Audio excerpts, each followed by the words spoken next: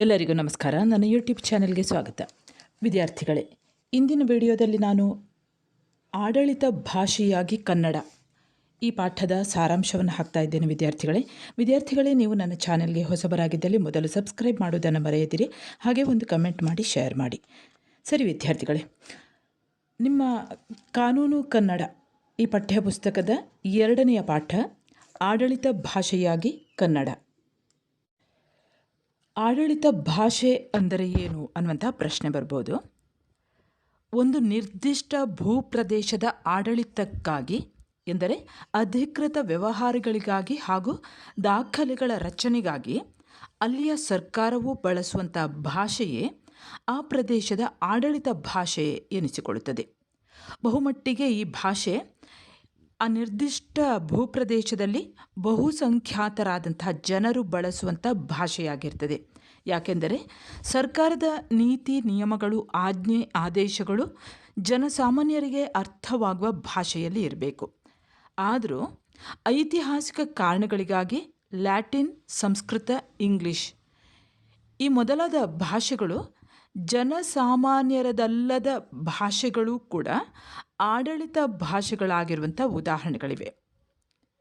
ಈ ಒಂದು ಇತಿಹಾಸವನ್ನು ಗಮನಿಸಿದಾಗ ಕರ್ನಾಟಕ ಸರ್ಕಾರವು 1963ರಲ್ಲಿ ಕನ್ನಡವನ್ನು ರಾಜ್ಯದ ಅಧಿಕೃತ ಆಡಳಿತ ಭಾಷೆ ಅಂತ 1963ರಲ್ಲಿ ಕರ್ನಾಟಕ ರಾಜ್ಯ ಸರ್ಕಾರ ಇದನ್ನು ಒಪ್ಪುತ್ತದೆ.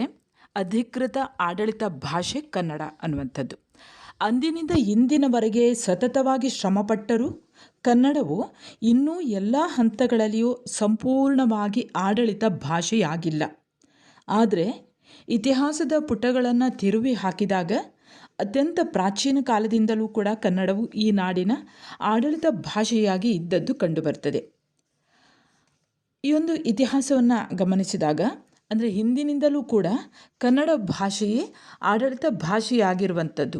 ಈಗ ಕೆಲವೊಂದು ಕಡೆಗಳಲ್ಲಿ ಸಂಪೂರ್ಣವಾಗಿ ಈ ಕನ್ನಡ ಎಲ್ಲ ಹಂತಗಳಲ್ಲಿಯೂ ಕೂಡ ಸಂಪೂರ್ಣವಾಗಿ ಆಡಳಿತ ಭಾಷೆಯಾಗಿಲ್ಲ.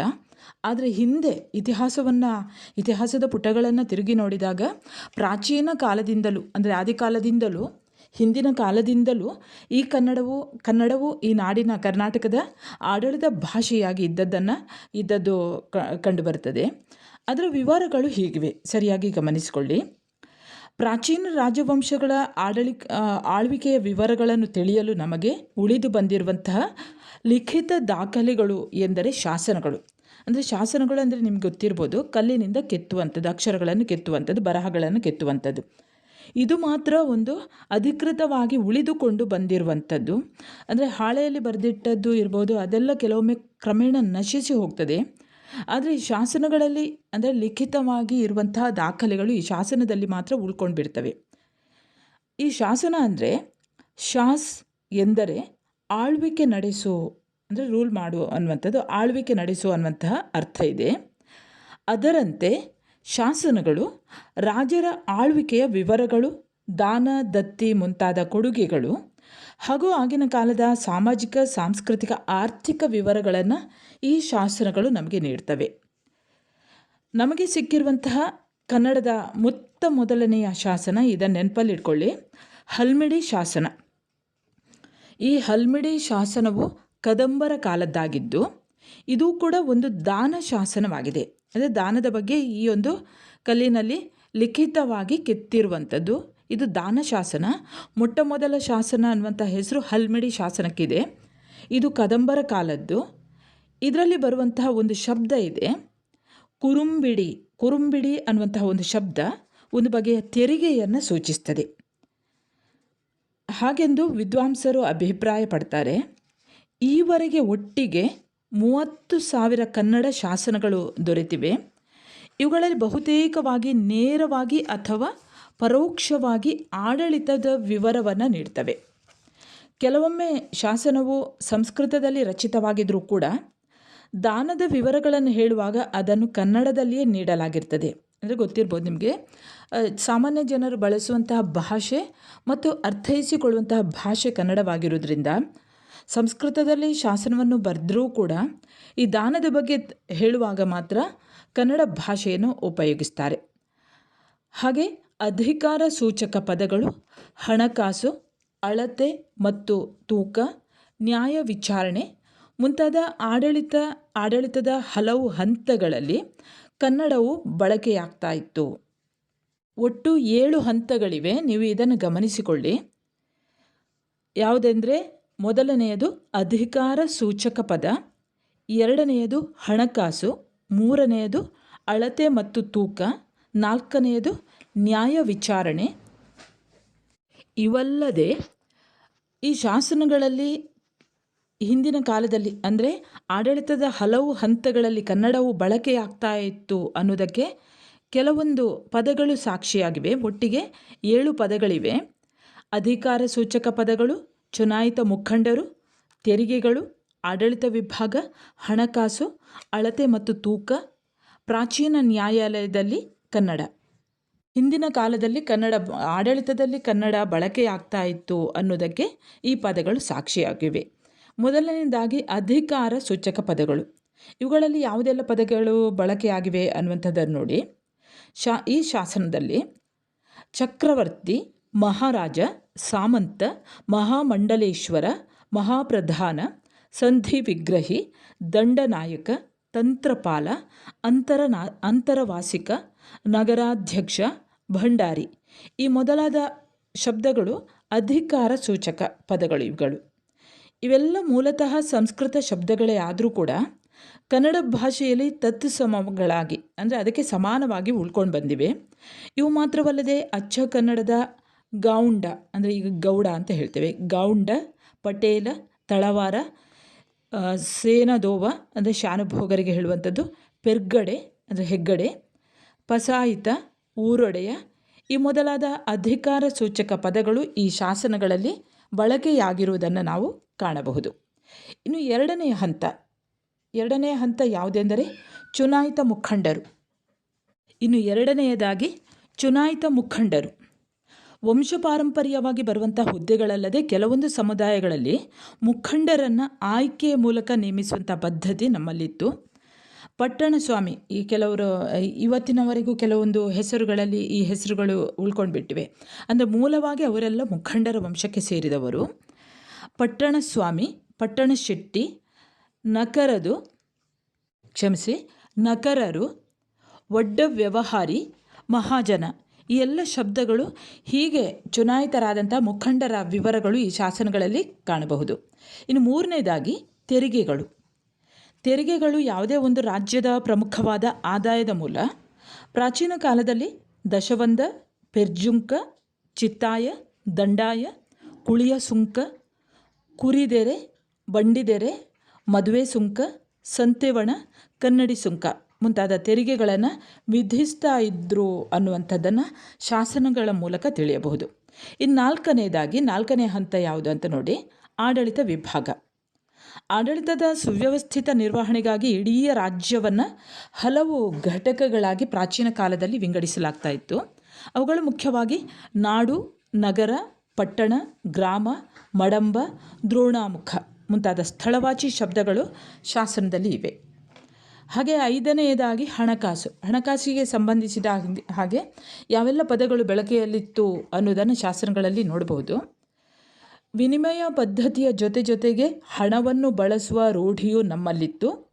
ವರಹ, ಕಂಠೀರಾಯ ವರಹ, ದ್ರಮ್ಮ, ನಿಷ್ಕ, ಕಾಸು, ಪಣ ಈ ಮೊದಲಾದ ನಾಣ್ಯಗಳು ಚಲಾವಣೆಗಳಲ್ಲಿ ಇದ್ದವು ಅನ್ನೋದನ್ನು ಈ ಶಾಸನಗಳಲ್ಲಿ ನಾವು ಗಮನಿಸಬಹುದು. ಇನ್ನು ಆರನೇದಾಗಿ ಅಳತೆ ಮತ್ತು ತೂಕ. ಮತ್ತರು ಕೋಲು ಅನ್ನುವಂಥ ಒಂದು ಉದ್ದವನ್ನು ಅಳೆಯುವಂಥ ಒಂದು ಅಳತೆ, ಯೋಜನ, ಗಾವುದ, ಹರಿದಾರಿ ಮೊದಲಾದಂತಹ ದೂರದ ಅಳತೆಗಳು. ಹಾಗೆ ಸೇರು, ಪಾವು, ಚಟಾಕು, ಅಡಿ, ಅಂಗುಲ, ಸೊಲಿಗ, ಬಳ್ಳ, ಕೊಳಗ ಈ ಮೊದಲಾದ ಅಳತೆಯ ಮಾಪನಗಳು. ಹಾಗೆ ಮಣ, ದಡಿಯ, ತೂಕ ಈ ಮೊದಲಾದ ತೂಕದ ಮಾಪನಗಳು ಕೂಡ ರೂಢಿಯಲ್ಲಿ ಇದ್ದವು.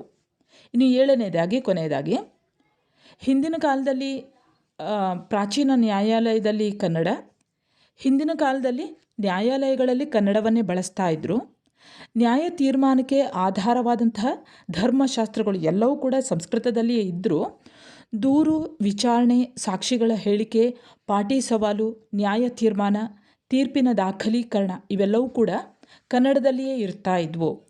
ಭಾರತದ ಬಹುಭಾಗದಲ್ಲಿ ಇಂದಿಗೂ ಕೂಡ ಅತ್ಯಂತ ಶ್ರೇಷ್ಠ ಹಿಂದೂ ನ್ಯಾಯಶಾಸ್ತ್ರ ಎಂದು ಪರಿಗಣಿತವಾಗಿರುವಂತಹ ಮಿತಾಕ್ಷರವನ್ನು ಬರೆದವನು ಕನ್ನಡಿಗನೇ ಆದ ಕಲ್ಯಾಣದ ಚಾಲುಕ್ಯರ ಕಾಲದಲ್ಲಿದ್ದಂತಹ ವಿಜ್ಞಾನೇಶ್ವರ. ಶ್ರೀ ವೈಷ್ಣವರು ಮತ್ತು ಜೈನ ಧರ್ಮೀಯರ ನಡುವೆ ಧಾರ್ಮಿಕ ಸಂಘರ್ಷ ನಡೆದಾಗ ವಿಜಯನಗರದ ಅರಸನಾದ ಬುಕ್ಕರಾಯನು ಈ ಸಮಸ್ಯೆಯನ್ನು ಬಗೆಹರಿಸಿದ್ದನ್ನು ವಿವರಿಸುವಂತಹ ಶ್ರವಣಬೆಳಗೊಳದ ಬುಕ್ಕರಾಯನ ಶಾಸನ. ಇದು ನ್ಯಾಯಾಲಯದಲ್ಲಿ ಕನ್ನಡವು ಬಳಕೆಯಾಗುತ್ತಿತ್ತು ಎನ್ನುವುದಕ್ಕೆ ಒಂದು ಉತ್ತಮವಾದಂತಹ ನಿದರ್ಶನವಾಗಿದೆ. ಹೀಗೆ ಗಂಗಾ, ಕದಂಬ, ರಾಷ್ಟ್ರಕೂಟ, ಚಾಲುಕ್ಯ, ಹೊಯ್ಸಳ ಹಾಗೂ ವಿಜಯನಗರದ ಅರಸುಗಳವರೆಗೆ ಎಲ್ಲ ಪ್ರಮುಖ ರಾಜವಂಶಗಳಲ್ಲಿ ಆಡಳಿತ ಭಾಷೆಯಾಗಿ ಕನ್ನಡವೇ ಉಪಯೋಗಿಸ್ತಾ ಇತ್ತು ಅನ್ನುವಂಥದ್ದನ್ನು ಈ ಶಾಸನಗಳಿಂದ ನಾವು ತಿಳಿಯಬಹುದು. ಇನ್ನು ವಿಜಯನಗರ ಸಮಕಾಲೀನರಾದಂತಹ ಬಹುಮನಿ ಸುಲ್ತಾನರ ಆಳ್ವಿಕೆಯ ಕಾಲದಲ್ಲಿಯೂ ಕೂಡ ಪರ್ಷಿಯನ್, ಅರಬ್ಬಿ ಹಾಗೂ ಮರಾಠಿ ಭಾಷೆಗಳ ಪದಗಳು ಕನ್ನಡಕ್ಕೆ ಸೇರಿಕೊಂಡವಾದರೂ ಅವರ ಕಾಲದ ಅನೇಕ ಶಾಸನಗಳು ಮತ್ತು ದಾಖಲೆಗಳು ಕನ್ನಡದಲ್ಲಿಯೇ ಇವೆ. ಹೈದರ್ ಮತ್ತು ಟಿಪ್ಪು ಸುಲ್ತಾನರ ಕಾಲದಲ್ಲಿಯೂ ಉರ್ದು ಮಿಶ್ರಿತ ಕನ್ನಡವು ಆಡಳಿತ ಭಾಷೆಯಾಗಿ ಮುಂದುವರಿಯಿತು. ಅನಂತರ ಬಂದಂತಹ ಬ್ರಿಟಿಷರು ಕೂಡ ಈ ಕನ್ನಡವನ್ನೇ ಮುಂದುವರಿಸ್ತಾ ಹೋಗ್ತಾರೆ. ಆಂಗ್ಲರ ಆಡಳಿತದಲ್ಲಿ ಕನ್ನಡ ಯಾವ ರೀತಿ ಬಳಕೆಯಾಗ್ತಾ ಇತ್ತು ಅನ್ನುವಂಥದ್ದನ್ನು ಈ ಪ್ರಶ್ನೆಯನ್ನು ಕೇಳ್ಬೋದು. ಇದೇ ಉತ್ತರವನ್ನು ಬರೆಯಿರಿ, ಸರಿಯಾಗಿ ಕೇಳಿಕೊಳ್ಳಿ. ಕ್ರಿಸ್ತಶಕ 1799ರಲ್ಲಿ ನಡೆದಂತಹ 4ನೆಯ ಮೈಸೂರು ಯುದ್ಧದಲ್ಲಿ ಟಿಪ್ಪು ಸುಲ್ತಾನ ನಿಧನನಾದ ನಂತರ ಆತನ ವಿಸ್ತಾರವಾದಂತಹ ಸಾಮ್ರಾಜ್ಯ ನಿಮಗೆಲ್ಲ ಗೊತ್ತಿದ್ದ ಹಾಗೆ ಬ್ರಿಟಿಷರ ಕೈಗೆ ಬರ್ತದೆ. ಆಗ ತಾವು ಮಾಡಿಕೊಂಡಿದ್ದಂತಹ ಒಪ್ಪಂದದಂತೆ ಬ್ರಿಟಿಷರು ಅದನ್ನು ಹಲವು ಭಾಗಗಳಾಗಿ ವಿಂಗಡಿಸ್ತಾರೆ. ಅರ್ಕಟಿನ ನವಾಬ, ಹೈದರಾಬಾದಿನ ನಿಜಾಮ, ಮರಾಠರು ಹಾಗೂ ಮೈಸೂರಿನ ಒಡೆಯರ್ಗಳಿಗೆ ಕೆಲವೊಂದು ಪ್ರಾಂತ್ಯಗಳನ್ನು ಬಿಟ್ಟುಕೊಡ್ತಾರೆ ಬ್ರಿಟಿಷರು. ಅನಂತರ ಮದ್ರಾಸ್, ಮುಂಬೈ ಹಾಗೂ ಕೊಡಗು ಪ್ರಾಂತ್ಯಗಳನ್ನು ಬ್ರಿಟಿಷರು ತಮ್ಮ ನೇರ ಆಳ್ವಿಕೆಯನ್ನು ಉಳಿಸಿಕೊಳ್ತಾರೆ. ಈ ಒಡೆಯರ್ಗಳ ವಶದಲ್ಲಿದ್ದಂತಹ 8 ಜಿಲ್ಲೆಗಳು ಅವು ಯಾವುದು ಎಂದರೆ ಸರಿಯಾಗಿ ನೋಡಿಕೊಳ್ಳಿ: ಬೆಂಗಳೂರು, ಕೋಲಾರ, ತುಮಕೂರು, ಚಿತ್ರದುರ್ಗ, ಹಾಸನ, ಮೈಸೂರು, ಕಡೂರು ಅಥವಾ ಚಿಕ್ಕಮಗಳೂರು, ಶಿವಮೊಗ್ಗ. ಈ 8 ಜಿಲ್ಲೆಗಳ ಮೈಸೂರು ಸಂಸ್ಥಾನ ಕೇವಲ 30 ವರ್ಷಗಳು ಮಾತ್ರ ಉಳಿಯುತ್ತವೆ. ಹಾಗೆ ಮಹಾರಾಜ ಮುಮ್ಮಡಿ ಕೃಷ್ಣರಾಜ ಒಡೆಯರವರು ಅಸಮರ್ಥರು ಅನ್ನುವಂಥ ಒಂದು ಕಾರಣವನ್ನು ನೀಡಿ ಕ್ರಿಸ್ತಶಕ 1831ರಲ್ಲಿ ರಾಜ್ಯವನ್ನು ಬ್ರಿಟಿಷ್ ಸರ್ಕಾರ ಅವರ ಕೈಯಿಂದ ಕಿತ್ತುಕೊಂಡು ಕಮಿಷನರ್ಗಳ ಆಡಳಿತಕ್ಕೆ ಒಳಪಡಿಸ್ತದೆ. ಹೀಗೆ 50 ವರ್ಷಗಳ ಕಾಲ ಕ್ರಿಸ್ತಶಕ 1831ರಿಂದ 1811ರವರೆಗೆ ಕಬ್ಬನ್, ಬೌರಿಂಗ್, ಮೀಡ್ ಮೊದಲಾದ ಕಮಿಷನರ್ಗಳು ಮೈಸೂರು ಸಂಸ್ಥಾನವನ್ನು ಅತ್ಯಂತ ದಕ್ಷತೆಯಿಂದ ಆಳುತ್ತಾರೆ. ಸಾಂಪ್ರದಾಯಿಕ ಆಡಳಿತ ಪದ್ಧತಿಯಲ್ಲಿದ್ದಂತಹ ಲೋಪದೋಷಗಳನ್ನು ಅವರು ಸರಿಪಡಿಸ್ತಾರೆ. ಹಾಗೆ ಕಂದಾಯ, ಪೊಲೀಸ್, ನ್ಯಾಯಾಂಗ, ಮುಜರಾಯಿ, ಅಬಕಾರಿ ಮುಂತಾದಂತಹ ಇಲಾಖೆಗಳನ್ನು ಕೂಡ ಅವರು ಹೊಸ ನೀತಿ ನಿಯಮಾವಳಿಗಳಿಂದ ಸಜ್ಜುಗೊಳಿಸ್ತಾರೆ.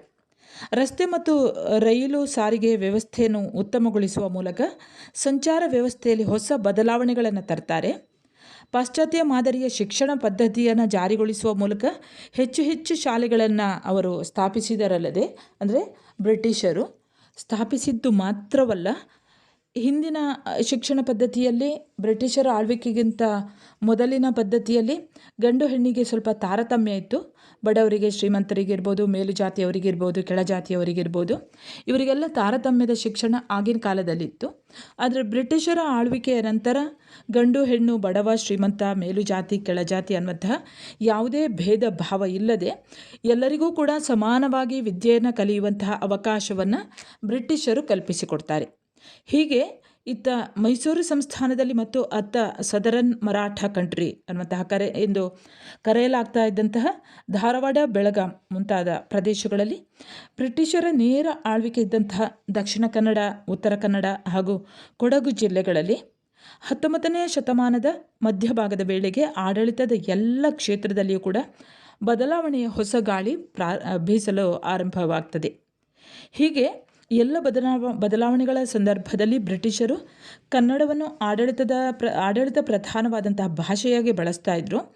ಯಾಕೆಂದರೆ ಆಗ ಅವರ ಭಾಷೆ ಮುಖ್ಯವಾಗಿ ಆಂಗ್ಲರ ಭಾಷೆ ಇಂಗ್ಲೀಷ್ ಮಾಧ್ಯಮ ಇಂಗ್ಲೀಷ್ ಆಗಿದ್ದರೂ ಕೂಡ ಕರ್ನಾಟಕದಲ್ಲಿ ಅವರು ಆಳ್ವಿಕೆಯನ್ನು ಆರಂಭಿಸಿದಾಗ ಕರ್ನಾಟಕದಲ್ಲಿರುವಂತಹ ನಾಡಿನ ಜನರ ಭಾಷೆ ಕನ್ನಡವಾಗಿತ್ತು. ಹಾಗಾಗಿ ಅವರು ತಮ್ಮ ಆಳ್ವಿಕೆಯನ್ನು ನಡೆಸಿದಾಗ ಆಡಳಿತ ಮಾಡುವಾಗ ಅವರು ಕನ್ನಡ ಭಾಷೆಯನ್ನೇ ಬಳಸ್ತಾರೆ. ಯಾಕೆಂದರೆ ಜನಸಾಮಾನ್ಯರಿಗೆ ಅದು ಅರ್ಥವಾಗುವ ಭಾಷೆಯಾಗಿತ್ತು. ಜನಸಾಮಾನ್ಯರಿಗೆ ಅರ್ಥವಾಗುವಂತಹ ಭಾಷೆಯಲ್ಲಿ ಆಡಳಿತವನ್ನು ನಡೆಸಿದಾಗ ಮಾತ್ರವೇ ಅದು ಬಹಳಷ್ಟು ಪರಿಣಾಮವನ್ನು ಬೀರ್ತದೆ ಅನ್ನುವಂಥದ್ದು ಈ ಬ್ರಿಟಿಷರಿಗೆ ಗೊತ್ತಿತ್ತು. ಅವರು ಅದಕ್ಕೊಂದು ಉದಾಹರಣೆಯನ್ನು ನೋಡಬಹುದು. 1866 ಆಗಸ್ಟ್ 25 ಮೈಸೂರು ಗೆಜೆಟ್ ಅನ್ನುವಂತಹ ಒಂದು ಸರ್ಕಾರದ ಅಧಿಕೃತ ಪ್ರಕಟಣೆಯಲ್ಲಿ ಪ್ರಕಟವಾಗಿರುವಂತಹ ಮೈಸೂರು ಕಮಿಷನರ್ ಕಚೇರಿಯ ಒಂದು ಘೋಷಣೆಯನ್ನು ಗಮನಿಸಬಹುದು. ವಿದ್ಯಾರ್ಥಿಗಳೇ, ನಿಮ್ಮ ಎದುರಿಗೆ ಈ ಘೋಷಣೆಯನ್ನು ಗಮನಿಸಿ ಹಾಕಿದ್ದೇನೆ. ಇದನ್ನು ಗಮನಿಸಿ. ಇಸ್ತಿಹಾರ್ ನಾಮ ಅನ್ನುವಂಥದ್ದು. ಇದರಿಂದ ಸಮಸ್ತ ಜನಗಳಿಗೂ ತಿಳಿಸಲ್ಪಡುವುದೇನೆಂದರೆ ಅರ್ಜಿಗಳು,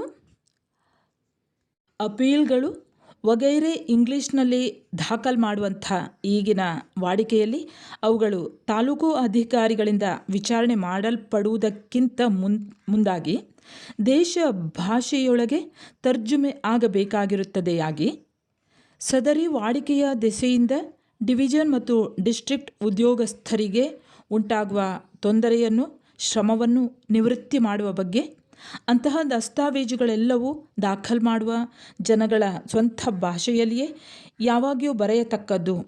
ಇಷ್ಟವಿದ್ದರೆ ಅದರ ಸಂಗಡ ಅದೇ ಅರ್ಜಿ ವಗೈರೆಯ ಮತ್ತೊಂದು ಪ್ರತಿ ಇಂಗ್ಲೀಷ್ನಲ್ಲಿಯೂ ದಾಖಲು ಮಾಡಬಹುದು. ಸದರಿ ಹುಕುಂ ಪ್ರಕಾರ ದಾಖಲ್ ಆಗದ ಅರ್ಜಿಗಳು ವಗೈರೆ ಫೂಟಾಗಿ